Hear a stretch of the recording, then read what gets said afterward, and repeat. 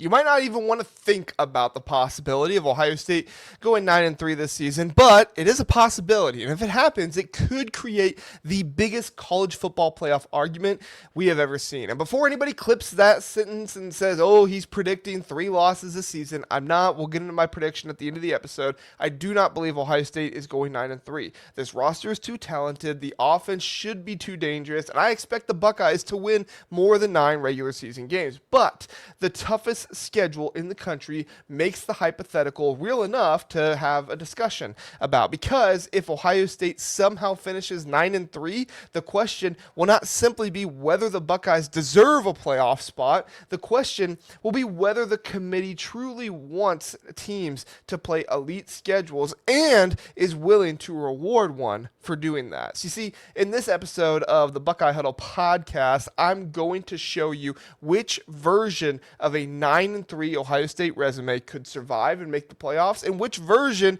would have absolutely no argument, and why the decision to keep them out of the playoffs would be totally justified, because you have to win the games to be able to get you in there. I'm John with BuckeyeHuddle.com, where you can find deep Ohio State coverage, elite recruiting intel with none of the toxic noise. We appreciate it if you come over there. Join us on the message boards, me, Mark Givler, Kevin Noon, Connor Smith, TJ Warner, and the whole crew. We'll see you over there. So at Cleveland.com, Ohio State was picked as the media's preseason favorite in the Big Ten. Despite the loss of defensive starters, that is not being viewed, this is not being viewed as a rebuilding year by the rest of the country, just like it's not being viewed as a rebuilding year by Ohio State fans, right? The Buckeyes are considered a national title contender. They have the best odds on FanDuel to win the national title at this point. I would not be surprised at all if they are the number 1 team in the AP poll. And it's because of factors like their offense, Jeremiah Smith, and the expectation that Julian Sayin will continue to improve. So 9-3 would be a disappointment if that happens, but Ryan Day is not entering this season hoping to sneak into the playoffs. Ohio State is trying to beat Michigan, win the Big Ten, and win the national championship. A 3-loss regular season would mean something went wrong. But something went wrong, and this team cannot win it all, are not automatically the same statement. Look at 2024. Something went wrong that season too, losing to Oregon, losing to the team up north, but the Buckeyes still won it all. That is the fight the committee could be forced to try and settle. The College Football Playoff Committee will have to make one major decision if Ohio State finishes 9-3. They will have to decide if they want to talk about the record or if they want to talk about how the record happened. Not every 9-3 team in college football is the same. And no, I'm not going to be like Sark and say Ohio State needs to play less tough games because they lose the tough games in the out of conference and they're not going to make the playoffs. But I will say that a team that loses 3 games to average opponents and has no major wins is not the same as a team that plays Texas, Indiana, USC, Oregon, Iowa, team up north, and beats multiple talented teams and loses 3 one-score games against playoff level opponents. I'm not saying Ohio State should receive a free pass because of their helmet or the branding or anything like that. I'm saying the committee claims it evaluates the full resume. And if that is true, that that's what they do, it hasn't always been true that that's what they do, but if that is true and that's what they do, the opponents, the location, the margins, and the quality wins have to matter. There's also a version of 9-3 that deserves absolutely no sympathy. Lose all the biggest games, add a bad upset in Ohio State, they are out of business, no debate. You're out of the playoffs, you're not making it. Go enjoy the, Boca Raton Bowl. I guess that's probably too low, but you get what I'm saying, right?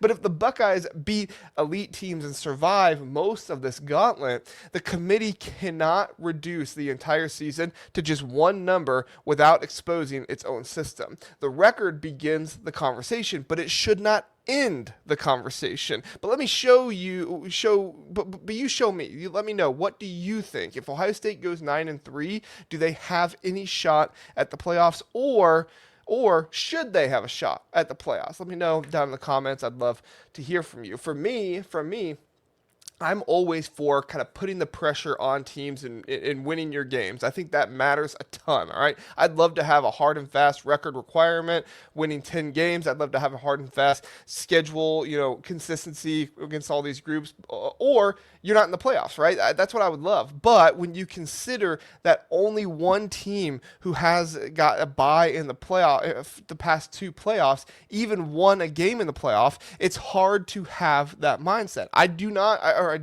I do think records need to be considered, but if Ohio State loses to USC on the road, and let's say Indiana and Oregon, then you have two road games and one at home to one of the best teams in the country. Would a Texas win on the road be good enough to get them in? A win versus a team up north team too? Those are really good wins, and I wouldn't consider any of those losses like bad, okay, unless you got maybe blown out or something, but none of those losses would be technically bad. So there's really three versions of the Ohio State schedule for them going 9-3, and the first one is kind of the dead on arrival version. All right, imagine Ohio State loses to Texas, Indiana, and Oregon. None of their contender games, none of their big games, top 5, top 10 type of opponents. Those are understandable losses on paper if you get like one at a time, but where is the signature win on your schedule if you don't win any of those? Because maybe USC becomes one, maybe Iowa becomes one, but if the Buckeyes go 0-3 against their biggest resume opponents, the case becomes extremely difficult for the Buckeyes. The problem with this result is that Ohio State probably has to beat at least one of Texas, Indiana, or Oregon. You cannot ask the committee to reward your schedule if you never beat the best teams on it. At some point, we played good teams has to become we beat good teams as well. The second version of the bad loss kind of schedule of this all here is maybe Ohio State beats Oregon but loses to Texas and USC and a team that clearly they're supposed to beat, right? That changes the argument. A loss to a Nebraska or maybe even an Iowa if they're an 8-4 team this year would be a loss to a perceived like middle of the pack Big Ten opponent, and that carries a different weight than a close loss to the top 5 team. That suggests inconsistency, and the committee could find a cleaner 10-2 resume somewhere else out there. Now the good news is that Ryan Day, that doesn't typically happen for him. He doesn't lose those games where you're supposed to win against middle of the pack Big Ten teams. That's just not what he does. The third version could break the room altogether. All right, the third version, Ohio State finishes 9-3, but beats at least one, maybe even two of Texas, Indiana, and Oregon. The losses are competitive. There is no embarrassing collapse out there. That is when every television show in America is going to spend the entire week leading up to the selection show arguing about Ohio State. Would the committee evaluate that what Ohio State earned or what Ohio State might do once it gets in? Those are supposed to be different things that they talk about. In practice, they are never completely separate. The committee claims they study resumes, championships, strength of schedule, head-to-head results, injuries, and other contexts like that. Not always seen evidence of that, but that's what they claim. That flexibility sounds reasonable until the final team is Ohio State. Then the entire country becomes a constitutional law expert. SEC fans would say the Buckeyes the Buckeyes were protected by their brand and they couldn't even beat Texas. Notre Dame fans, of course, they'd be upset. They'd say, they try to bring receipts with every previous decision out there as well, but the brand would matter. It should not be why Ohio State gets selected, but it would affect how much attention the case receives and how willing people are to imagine the Buckeyes winning playoff games. Ohio State could still make the college football playoffs with 3 losses. It cannot survive without having no answer when the committee asks, who did you beat? That is why Texas, Indiana, and Oregon are not just merely difficult games in your schedule, they are the playoff decider games if you go 9-3, right? If you beat Texas in week 2 at Texas, and Ohio State owns a major non-conference result, that can be age for the entire season as long as Sark doesn't lose to another 4-8 SEC team like Florida, right? But if you beat Indiana and the Buckeyes have defeated the defending national champions in a game with direct conference consequences, you could beat Oregon and they have taken down, and they would have they would take down the roster many people believe is the best in all of college football, at least the best in the Big Ten. Ohio State probably does not need to win all three, but in a 9-3 scenario, it needs at least one of those wins, preferably two,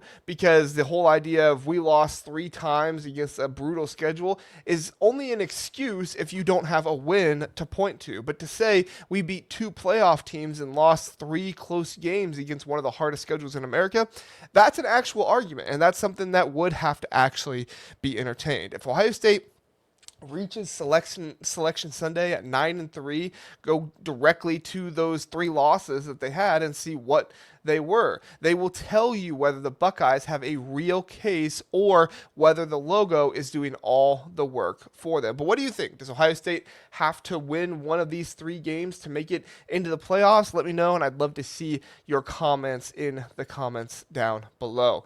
This question, of course, leads us to the polarizing question of should Ohio State even be scheduling Texas, right? Not everybody likes this question, but it is a real question. It's something that's been talked about this offseason. Some fans argue that the expanded playoff rewards wins more reliably than ambiguous scheduling. Their point is simple. A 10-win Ohio State is almost certainly in, so why add another game in the out-of-conference that could make you 9-3? And I understand this logic. Urban Meyer even came out and said he understood this logic too. If the committee pushes losses more than it rewards risk, the national move is to build the safest road to 10 wins. Indiana found that out early on, where they can beat no one of any significance and still make the playoffs at 11-1. So I guess if we are thinking logically and just, purely off of strategy, sure. But that's also, in my opinion,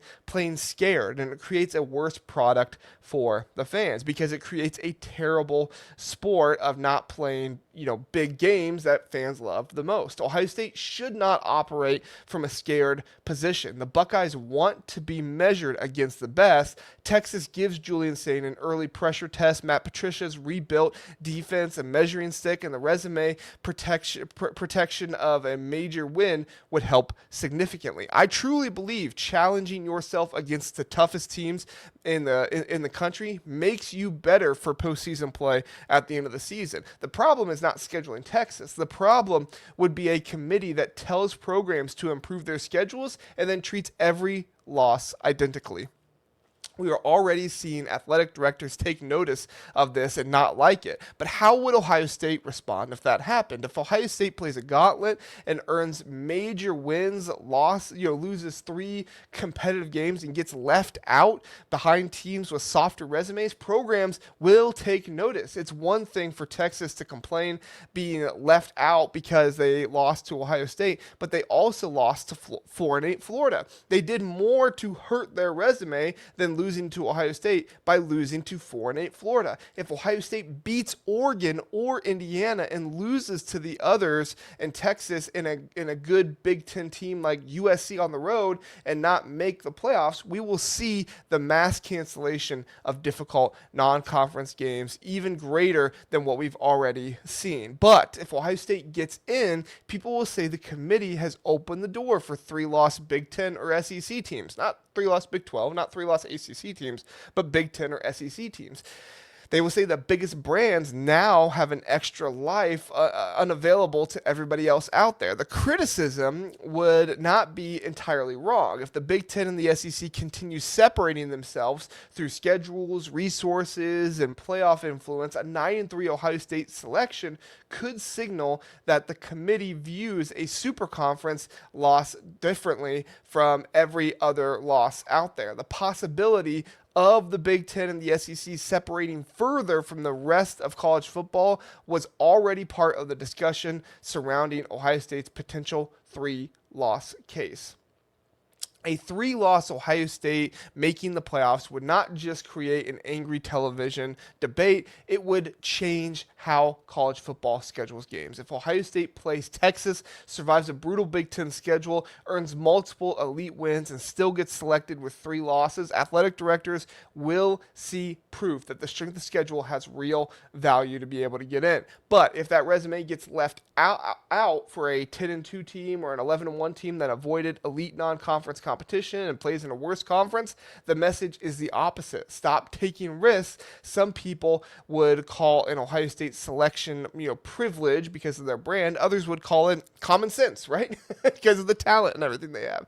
SEC fans would suddenly argue that 3 losses proves how difficult a league is, right up until a Big Ten team benefits from the same logic. But what do you think? Should Ohio State keep scheduling tough out-of-conference games? Are you like me saying that there is some logic, but also we don't want to not see our team play Indiana's type of out-of-conference where it's all just kind of cupcakes and nobody really all that good? Fortunately for Ohio State, the committee cannot demand better schedules and punish every team that actually plays a better schedule. My thoughts are pretty simple. Do not reward the logo, reward the actual way you play and the resume. And hopefully the resume will reflect the way you play. If Ohio State has no major wins, leave them out. They don't deserve to be in. That's how it goes. That's just where I'm at with it, right? If Ohio State, or if the Buckeyes beat playoff teams, lose close games, and prove they belong with the best of the best, then 9-3 should not automatically end the discussion. So where do I land on the current record in 2026?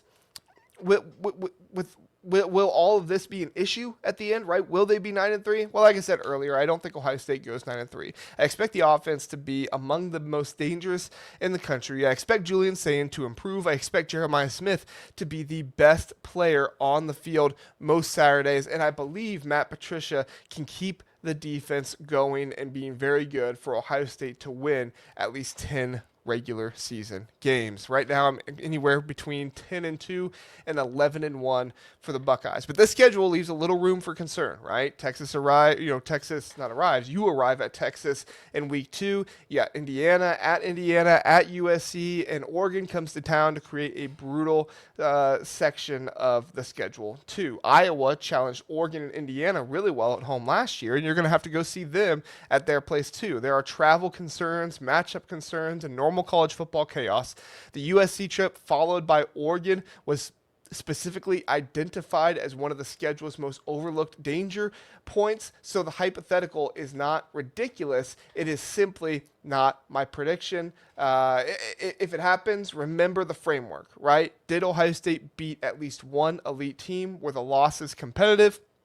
Or was there a bad upset in there? Did the Buckeyes finish looking like one of the best teams in the country? If the answers are all yes, yes, and yes, the committee has a real problem on their hands if they would finally bring in their first 9-3 football team into the 12-team playoffs. If the answer is no, then there's no conspiracy. Ohio State did not earn it. A 9-3 Ohio State should not automatically make the playoffs if they don't have a win against a playoff caliber team. But a 9-3 Ohio State should not automatically be eliminated either. That distinction could become the loudest argument in college football. A large argument going on right now at Ohio State are the position battles that we enter this fall. I made a video about this squeaky one with Leroy Roker and Terry Moore, so go check it out if you're on YouTube, and all of you have done that. You can click right here, the video on here on the screen, and I'll see you over there.